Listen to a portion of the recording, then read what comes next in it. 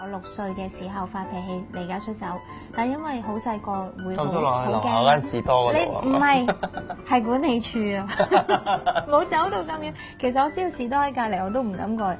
咁我咧坐咗一陣之後，管理員帶翻我上屋企。我有個阿哥嘅，佢一開門佢就話：爸爸媽媽，阿妹原來落咗去啊！係原來咯，冇人發現我嘅消失。我從來都唔敢，亦都冇諗過離家出走嘅。我唔夠膽離家出走嘅原因就係我驚有其他小朋友會嚟搶咗我啲玩具。你唔可以帶埋啲玩具離家出走㗎，太多啦！離家出走好危險㗎，唔好啊！唔會㗎，我一定唔會啦，所以我咪你會玩得多過啲小朋友自己本身咪搞成咁，係因為我覺得小朋友係要 inspire 佢，而唔係要 command 佢咯。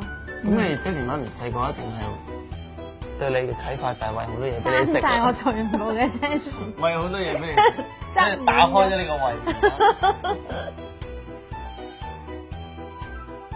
小王子今個聖誕飛越童真。